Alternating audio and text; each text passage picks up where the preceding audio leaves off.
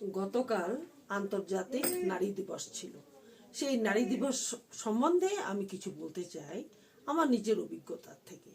আমরা হচ্ছে গিয়ে মায়ের জাত। আমরা আমাদের বাচ্চার জন্য যে কোনো স্যাক্রিফাইস আমরা করতে পারি। আমরা না আগে দেখি না পিছে দেখি, বাচ্চার কি ভালো হবে সেটা নিয়েই কিন্তু আমরা সবসময় ভাবতে থাকি।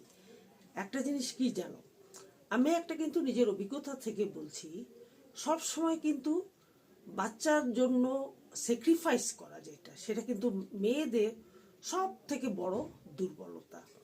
যেরকম আমি আমার ছেলেকে আমি আমার নিজের মতো মানুষ করতে চেয়েছিলাম, কিন্তু যেহেতু আমার ছেলের যদি ভালো হয় সেখানে তো আমার ভালো হবে, এই জন্য আমি কিন্তু আমার ছেলেকে মন মতো করে মানুষ করতে পারিনি। তাকে ক্লাস 7 থেকে মোবাইল দেওয়া হয়েছে, যখনই টাকা চেয়েছে তাকে দেওয়া হয়েছে, এইভাবে তাকে নষ্ট করার একটা রাস্তা দেখিয়েছে। তো কি হয়েছে, আমি তো কষ্ট করে ছিলাম, ছেলেকে মানুষ করতে হবে সেই হিসাবে আমি সব কিছু সহ্য করতেছিলাম। কিন্তু একটা কি জিনিস জানো, আমি কিন্তু সব দিকে পেরেছিলাম। পরে আমি তো চলেও আসলাম, নিজে আমি চাকরি করলাম, করে আমি আমার চলতে শুরু করলাম।